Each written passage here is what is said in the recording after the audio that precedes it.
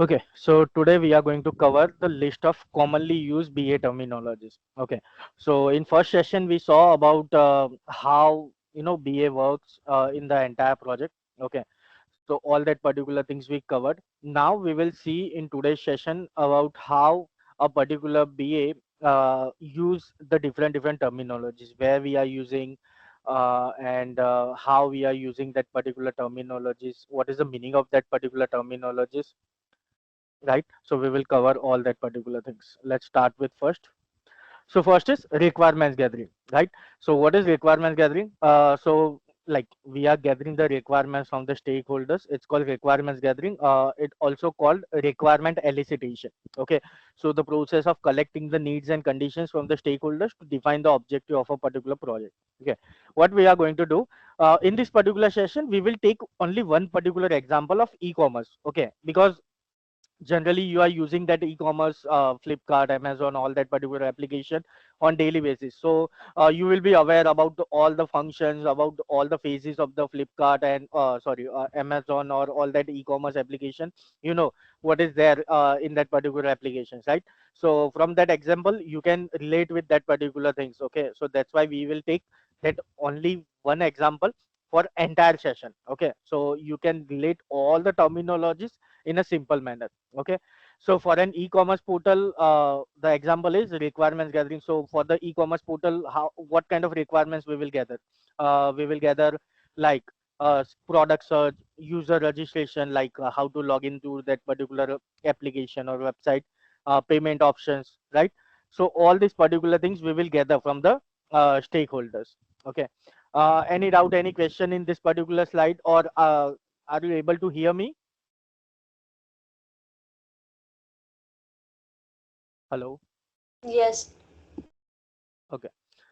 Any doubt, any question in the first one? Because from now, whatever the doubts you are having, you can ask me directly. I will not ask you that. Okay. Is it clear? Yes. Okay, perfect. The next one is stakeholder analysis. What is stakeholder analysis? Identifying and analyzing the needs and expectation of the stakeholder who have interest in the project. What is the meaning of that? That what stakeholder need, we need to identify that. Okay, suppose for an e-commerce project, stakeholders could be customers wanting user friendly navigation, or supplier require or inventory management portal, or suppose in a banking application project, the stakeholders could include compliance teams requiring security features, and end user needing easy fund transfer mechanism, right? So it is called stakeholder needs, because in e-commerce, you are buying the products. Okay, but someone needs to sell that particular product, someone needs to upload that particular product, then only you can buy that particular product, right? So the stakeholder need is that they need a particular different software, so they can upload their inventory or they can upload their products to in that particular application, and so that you can buy that particular product, right? So it is called stakeholder analysis, that what they wanted from this particular application. Okay, so we need to do the analysis of that. Okay, it's called stakeholder analysis. Okay, let's go to the third one, business case. Okay, business case, it's a document that justifies the project, covering benefit, cost, risk and opportunities. Means that suppose if you want to start any particular project, before that you need some documentation to justify that investment. Suppose let me give a simple example for high level.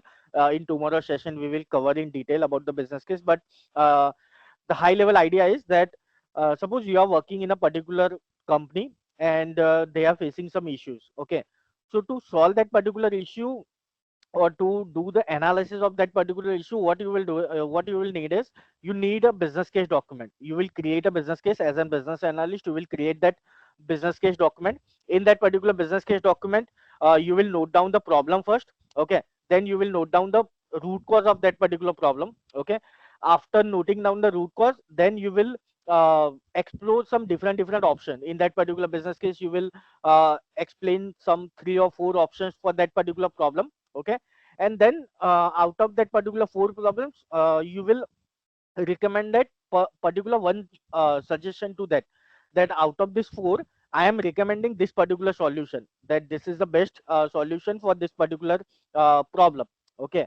And in that particular business case, you will explain all the benefits of all different solution, cost of different solutions, risk of all different options. Okay. And what kind of opportunities are there for all the different options.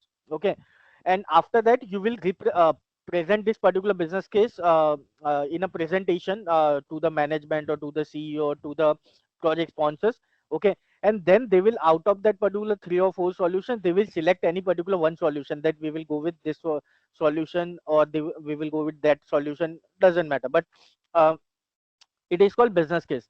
That before starting any particular project, as a business analyst, we need to create a document. In that particular document, we will explore some different options for that particular problem. Okay.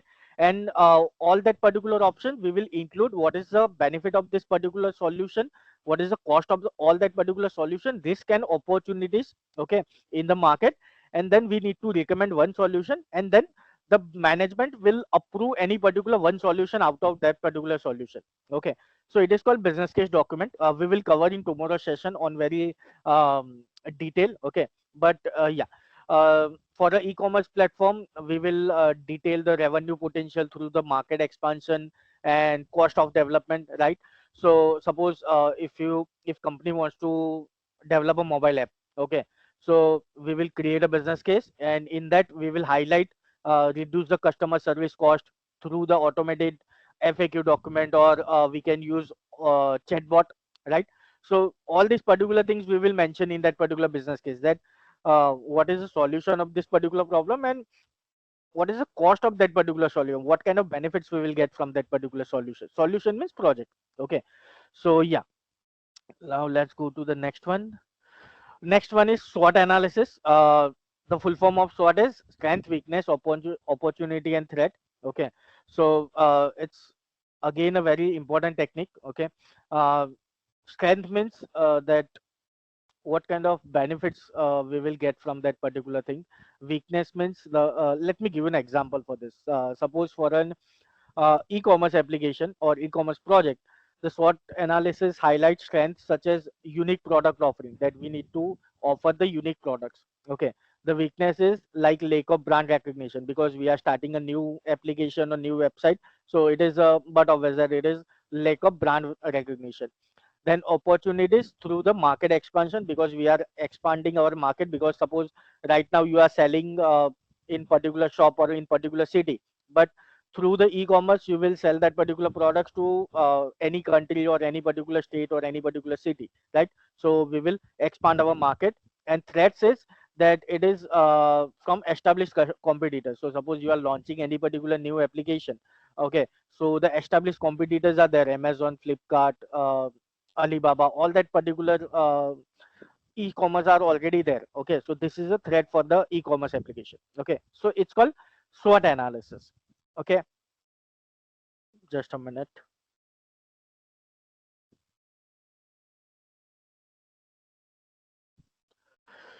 Okay. The next one is user stories. Okay. So user stories is nothing but it's a short description of the features from the end user perspective. Means that in agile project, there are two methodologies. Let me give you a high level. There is one is waterfall, one is agile. Okay. So in agile project, we are creating user stories. We are creating user stories. In waterfall project, we are creating BRD document, FRD document, SRS document. Okay. All the diagrams, all the wireframes, all that particular stuff. And in agile project, we are mainly focusing on the user stories. And if stakeholders demand, then we can create BRD document also. Okay. So yeah. So user story is nothing but it's a short description of the feature. Okay. Let me give an example for this. Suppose for an e-commerce portal, this is the format of user story. As a shopper, I want to be, and so that this is a simple format of the user story. So for the e-commerce portal, the user story would be, as a shopper, I want to filter the products by price range. Okay. So that I can find the items that fit my budget. Okay. So um, let me give you another example for from the healthcare. So suppose as a patient, I want to view my test result. online, so that I can stay informed about my health, right? So this is a simple format of the user story, that as a user I want to be, I want, or so that this is a simple format of the user stories. We are explaining what exactly the end user want, okay, from that user stories, okay.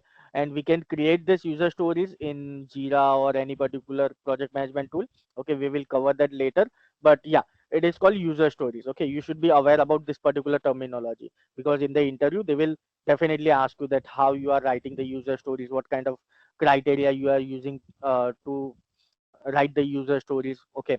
So there is one method, it's called invest method. We are using that, we will cover it later, but yeah, this is called user stories, okay. uh, the next one is workflow analysis, okay. So what we are doing is we are uh, examine the task flow in a process to identify the inefficiencies or bottlenecks of that particular uh, workflow, okay. So we are studying the flow of the task, like suppose there is a particular process or particular task. So what kind of process is there, what is the starting point, what is the ending point, what is the how it is starting, okay. So it is showing all that particular thing in that particular diagram. It's called workflow analysis, that we are studying how the flow is working, okay. I hope you have heard about data flow diagram, process flow diagram, right? So it is showing the flow of that particular process or that particular data, right? So we just need to do the analysis of that activities to complete the business process, okay. So for e-commerce, analyzing the order fulfillment process for e-commerce portal to identify the bottlenecks or inefficiency.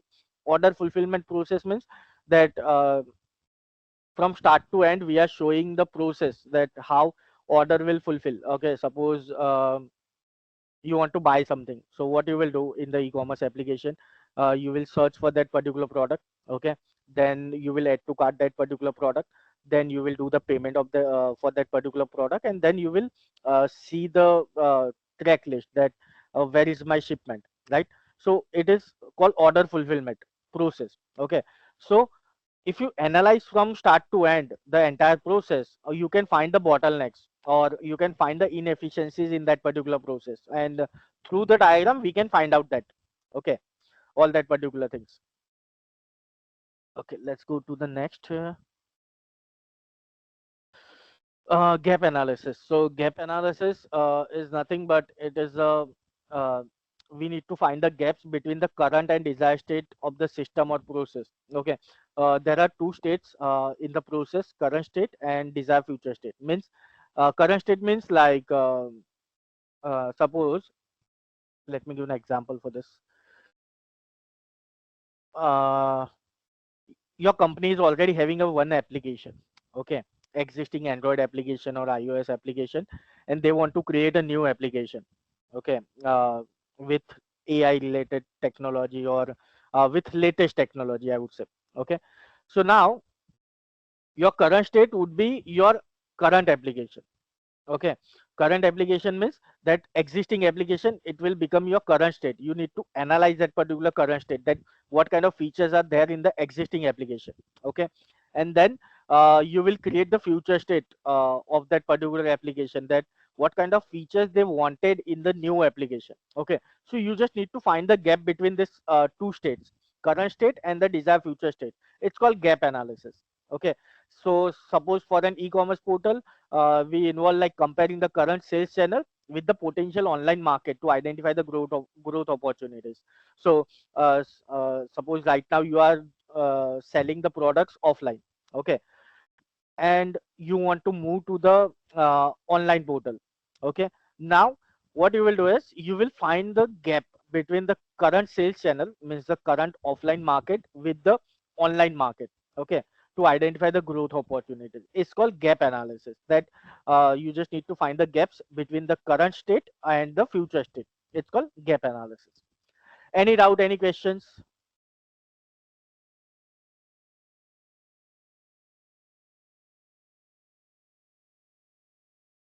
Hello,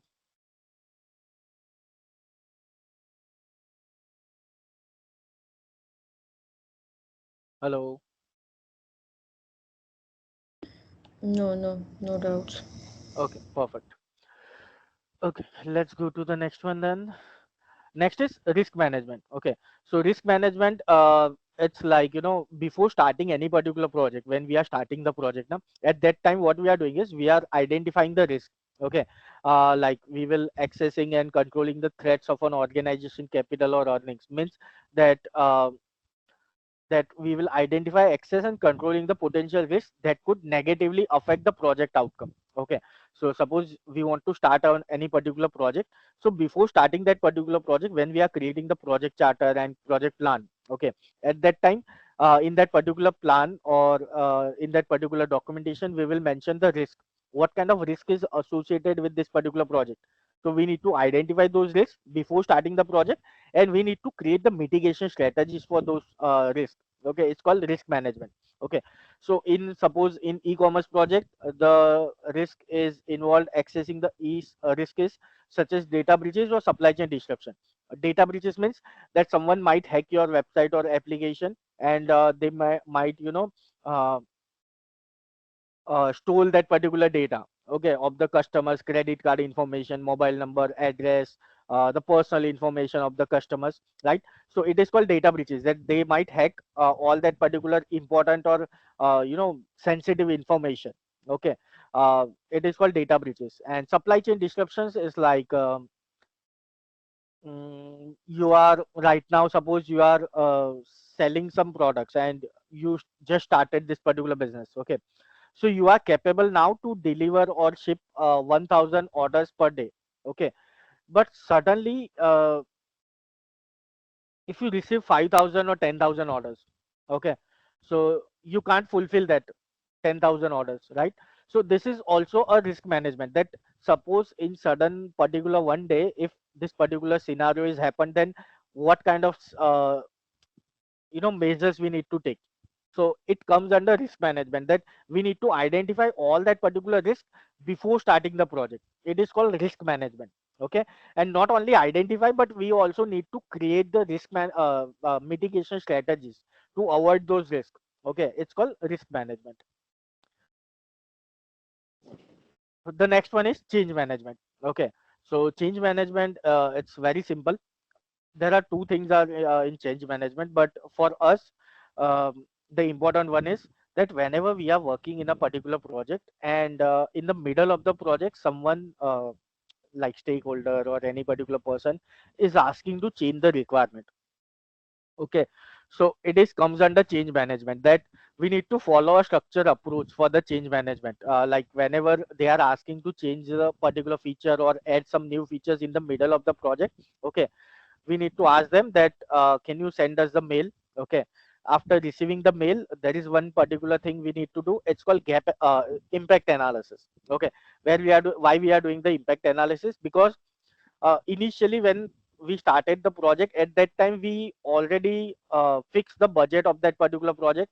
We already give the timeline that we will complete the project in 6 months. Okay, we know how much resources we need for that particular project. Okay, but suddenly if stakeholder is asking to add new requirements, so it will definitely impact the budget of the project. It will definitely impact the timeline of the project, and definitely impact the resources, okay, on the project.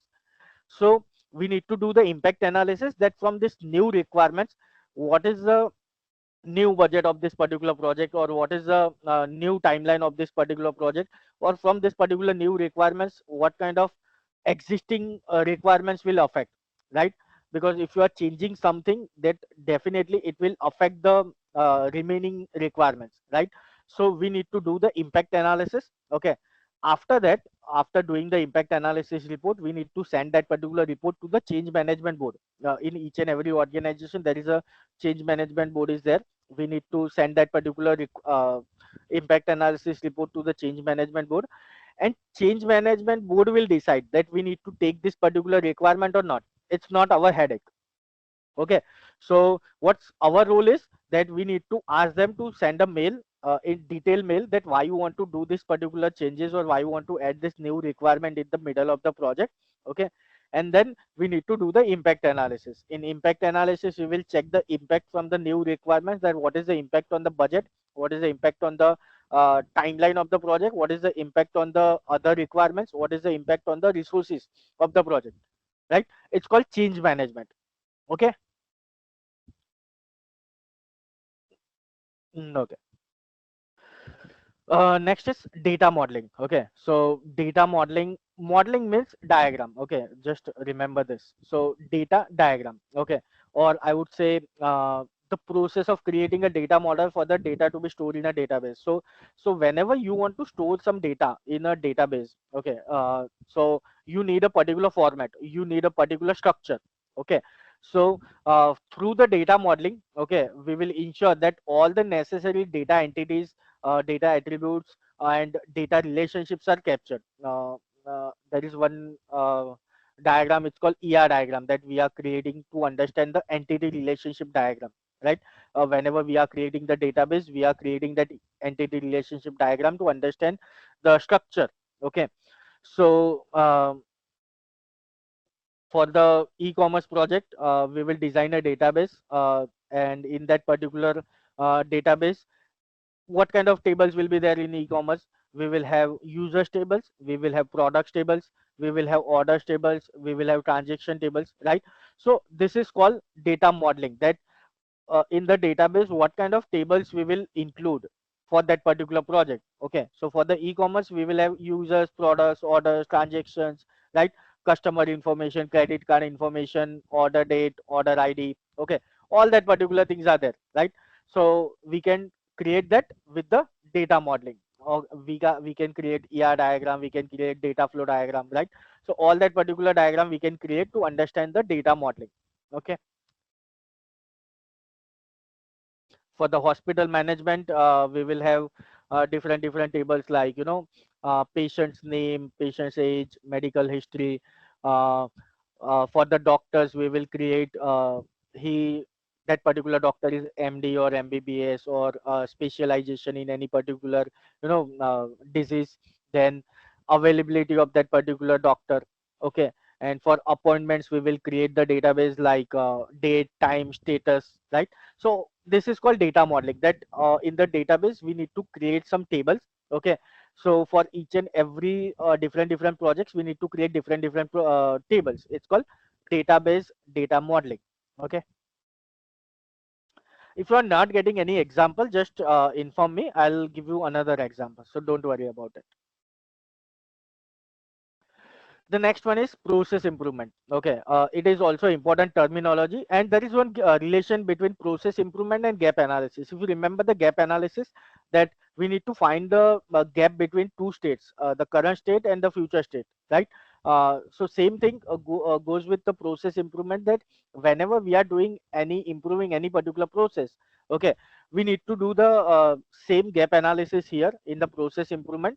But gap analysis we are doing for the specific new projects, okay, or whenever we have the existing project. Okay, but process improvement we are doing for the processes. Okay, suppose right now, in if you are working in a particular company and there is particular one process, okay, and you need to improve that particular process. So what you will do, first you will create the current state of the process, that uh, how the current process is working. Okay, then you will talk with the department, you will talk with the different stakeholders, and then you will try to find out the new process with new solution, with maybe you using a new technology or new application or software, and then you will improve that particular process. So for that improvements, you will create the future state of that particular process. It is called process improvement. Okay, so we will do the gap analysis same in the process improvement. The definition is that the proactive task of identifying, analyzing, and improving upon the existing business processes within the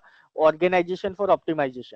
Okay, so yeah, for suppose for an e-commerce application, the checkout process of an e-commerce portal to reduce the cart abandonment rates, right? So it's like, you know um,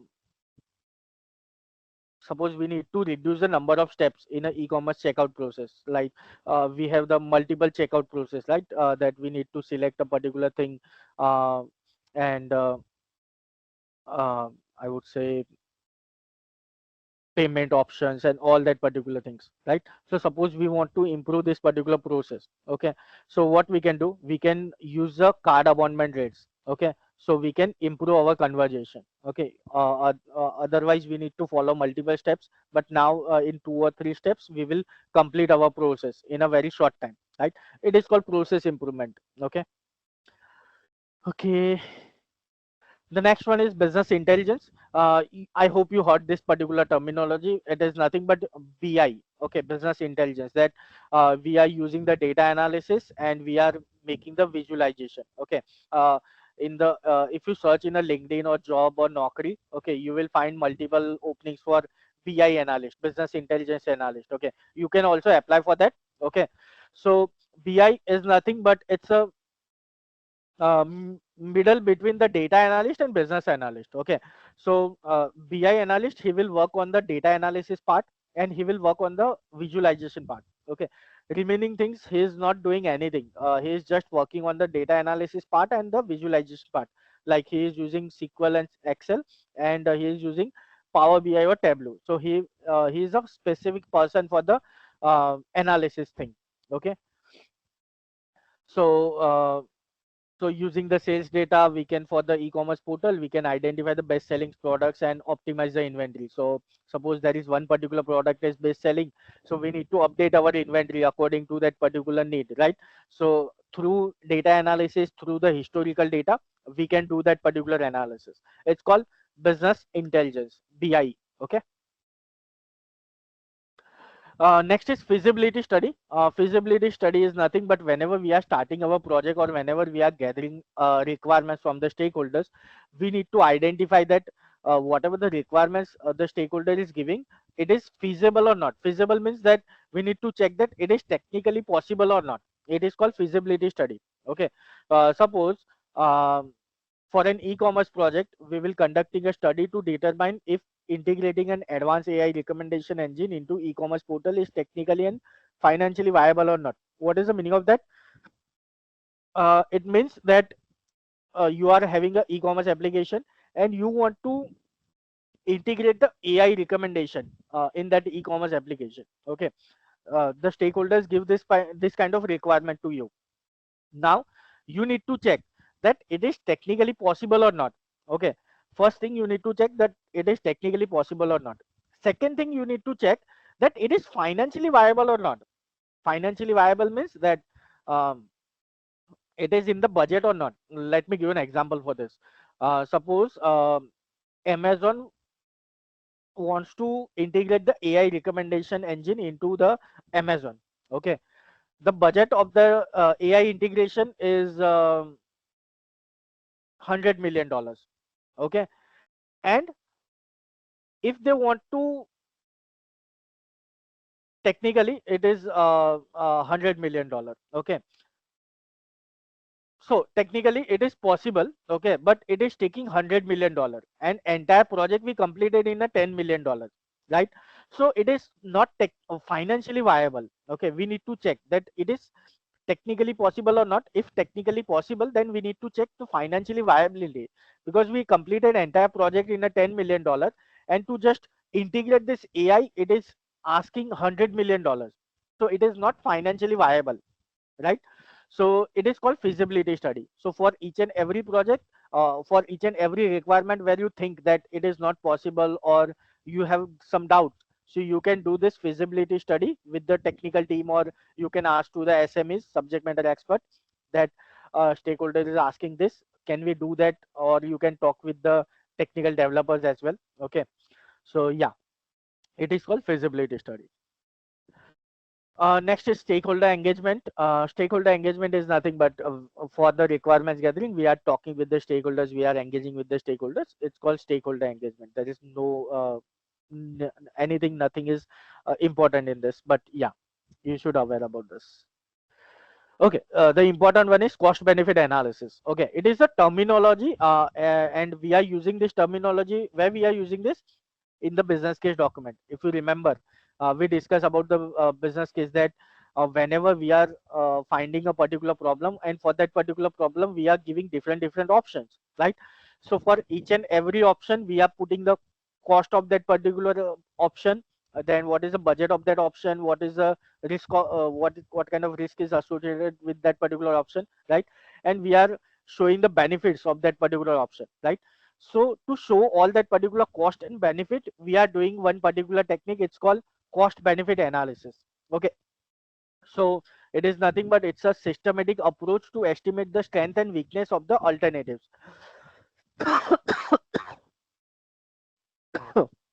Sorry. So we are finding the strength and weaknesses of the alternatives. Means that we gave four options. Okay. So all that particular four options, what is the cost of that particular option and what kind of benefits, what kind of return on investment we will get from that option. Okay. So this study, it's called cost benefit analysis, a systematic approach to estimate the strength and weakness of the alternative. Okay, suppose for an e-commerce portal, we will evaluating the cost of implementing a high availability infrastructure for an e-commerce portal against the benefit of increased uptime and customer satisfaction. Okay, so suppose if you want to implement the high availability infrastructure, means the servers and cloud storage and all that particular thing, if you improve these things, what kind of benefits you will get? You will get the increased uptime and customer satisfaction. They will satisfy, customers will satisfy from our services, right? So it is called cost benefit analysis, that what kind of cost we are paying, and according to that particular cost, what kind of you know benefits we are getting. It's called cost benefit analysis. Okay, let's go to the next one. Scope management. Scope management, it's like boundaries of the project. Okay, so like the process of defining, controlling what is included, what is not included in a project. Means suppose you are starting a particular project. So in waterfall project, whenever you are starting a particular waterfall project, at that time, uh, you will get all the information that what kind of features are included in this particular project, what kind of requirements are there in the project. Okay, you just need to gather the detailed requirement. Suppose they want to develop a mobile banking application, and in suppose they want to develop a WhatsApp application. So in WhatsApp application, they are clear that I want a chat feature, I want status feature, I want video calling feature, I want audio calling feature. Okay, so whatever the features they said, it is comes under the scope management, that we have the fixed features that we will include this features in this particular project. Okay, and they will also include that what is not included in this particular project. Okay, so it is called scope management, that what is included in the project, what is not included in the project. Okay, and from that, you can understand that uh, what kind of requirements you need to gather. Okay, if you remember, we discussed about the change management, that whenever we are doing the change management, or whenever the stakeholder is asking for new requirements, so what we are doing, we are doing the impact analysis. Why? Because it is affecting the scope of the project. Scope means it is what is included, what is not included, right? So that particular new requirement, it was not included in the scope, right? So that's why we are doing the impact analysis, right? So scope means the boundaries of the project, or what is the limitation of this particular project, that they required 100 features, so we will only deliver that 100 features. Apart from that, we are not responsible about the 100 features. We are only responsible, or we are only going to develop that 100 features only. It is called scope management. Okay. Okay, next one is quality assurance, means the testing team. Okay, so their main role is to final the product meets predefined standards and customer expectations. Their main role is to find the bugs from the problem or from the project. Okay, so they're ensuring that all the product or services meet the specified requirement and customer expectations. So for the e-commerce project, suppose we are implementing a rigorous testing phase for the e-commerce portal to identify and any fix bugs before the launch, right? uh, we will cover in tomorrow session about the basic HDLC, and in that we will cover the testing part, that what kind of testing we need to do. Okay, and how to find the bugs. Okay, what their role and responsibility of testers. Okay, what kind of testing they are doing, like they are doing integration testing, they are doing field system testing. Okay, all that particular things they are doing, so we will cover in tomorrow session. But quality assurance means the testers. Okay, their main role is to find the bugs. Okay, Project charter, as we discussed, that it is the initial document, and from this particular document we will start the project. It's a project plan, or I would say project charter, both are similar. Okay, so it's a formally authorized document for the project, and in that particular project we will defining scope of the project, means what is the boundaries of the project, what kind of features are included in this particular project, objective of the project, what kind of participants are there in this particular project, and what kind of constraint and what kind of risk are there in this particular project. So we will include all that particular things in the project charter. Okay, so for creating a project charter for the e-commerce portal, that details the project goals, who are the key stakeholders, what is the budget of this particular project, and what is the timeline of this particular project. We will include all that particular things in that particular project plan document or project charter document. It's not created by business analyst, it's created by product owner or project manager. Okay, don't worry about it, but you will refer this particular document, so you will get better idea about the project. So you can refer this project charter or project plan document. Okay, next is BPM. BPM or BPMN, both are similar. Business process modeling or business process modeling notation. It's a terminology for the diagrams. Okay, there are two types of diagram. One is UML diagram, one is BPMN diagram. UML means Unified Modeling Language. BPMN, the full form you already aware, Business Process Modeling Knowledge Notation. Okay, so in UML diagram we will have all kind of diagram, like the ER diagram, the state diagram, all that particular diagram. Okay, and in BPMN we will have specific diagram related to the business process. Okay, from the name only you can understand that in this particular category, BPMN category, we will have only those kind of diagram which is related to business processes. Okay, processes, like, let me give you an example. uh, when we are doing the uh, gap analysis, at that time we are trying to understand the two analysis, right, current state and future state, right. To understand that, we are creating two diagrams. One is current state process flow diagram, the second one is future state process flow diagram, right. So it is comes under BPMN category. Okay, to understand the current state and the future state. Okay, so current state process flow diagram, future state process flow diagram. So all the process related diagrams or business process related diagrams comes under BPMN category. Okay, there are two types of diagram. One is UML, one is BPMN. UML means all the diagrams. BPMN means all the business related diagrams. That's it. Okay. Okay. Next is functional requirements. Okay, there are two types of requirement in the projects. One is functional requirements, one is non-functional requirement. Okay. So functional requirement means that whatever the features they required, okay, stakeholders, whatever the features they required, like suppose for an WhatsApp application, they required chat feature, they required voice calling feature, audio calling feature, video calling feature, they want status feature, they want payment feature, they want screen sharing feature. So all these are functional requirements, a specific behavior of a function or a of a particular system. Okay, and non-functional we will cover in the next slide. But for the e-commerce project, what is the functional requirements? We will have multiple payment options, we will have multiple credit card option, PayPal option, bank transfer option. This is functional requirement, that this feature they wanted in this particular project, so it is called functional requirements. Okay, let's talk about the non-functional requirements. So non-functional requirements is nothing but it's a specific criteria that can be used to judge the operation of a system rather than specific behavior. Okay, so I'll give you a very simple example so you can relate both the things. Functional requirement means whatever the features you can see through our eyes. Okay, suppose you can see this stop sharing button, or if you can see the close button, start button, uh, you know uh, chat button, or whatever the buttons you can see in the screen, the front end part. Okay, it is called functional requirements. Okay, and whatever you can't see, it is a non-functional requirements. Let me give you an example.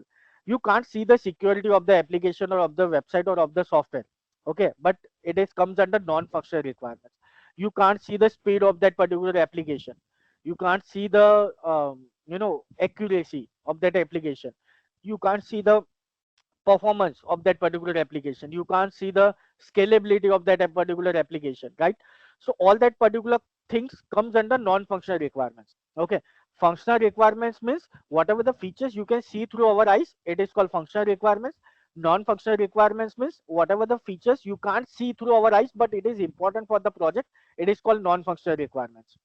Is it clear the difference between NFR and FR, the functional requirements and non-functional requirements? Hello, hello. Yes, okay, thank you. Next is prototyping. Prototyping, there are two terminologies again. One is wireframe, one is prototyping. Both are similar. Wireframe is like basic. Prototype, it's like little bit advanced. We will use colors, we will use clickable things in prototyping. Okay.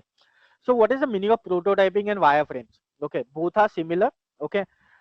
Whenever you want to show something, suppose stakeholder is asking to create a website.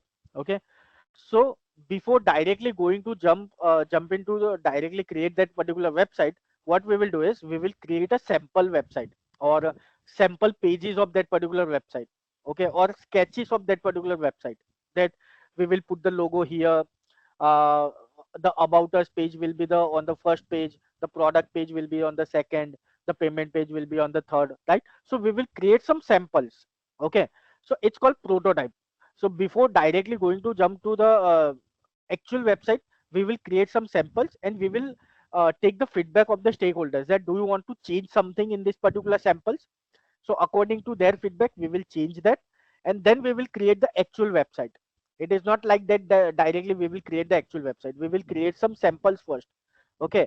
So wireframes are very basic. We will create with the pen and paper or whiteboard. Okay. And prototypes we will create with the Figma tool or Balsamic tool with little bit advanced. We will put the colors. We will put some clickable things, clickable buttons into that. So it is called prototypes. So is it clear the difference between prototypes and wireframes and why we are using this?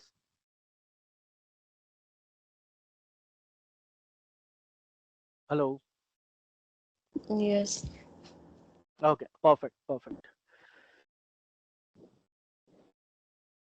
The next and last is agile methodology. Okay, so agile, now let me give you very high level idea. There are two methodology, one is waterfall, one is agile. Okay.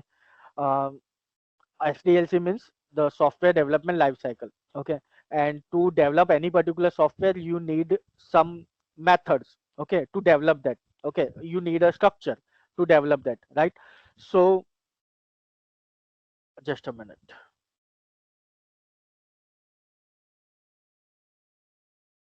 Yes. So you need a particular structure or particular idea to develop that particular application, right?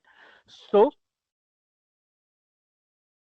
in waterfall, you will create the entire application at a time.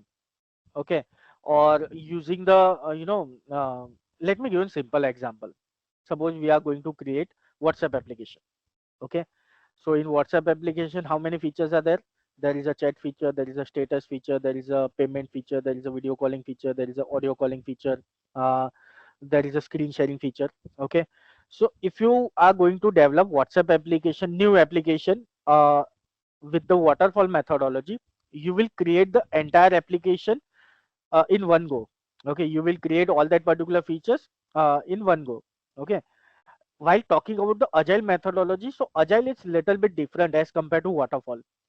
In agile, we are not creating entire application at a time. What we are doing is we are taking a chunk of that particular application, we are developing that particular chunk, we are launching into the market, and then we are working on the next feature. Okay, so in agile, we will create first chat feature, then we will launch that particular chat feature in the market, then we will work on a status feature. We will launch in the market status feature, then we will work on the voice calling feature, video calling feature. We will develop that, we will test that, we will launch in the market, and then we will work on the another feature. Okay, so in agile, we are not creating the entire project at a time, we are creating a chunk of that particular projects. But in waterfall, we are creating entire application at a time. Okay, so this is the major difference between waterfall and agile. Okay, if you remember when the WhatsApp was launched in 2016.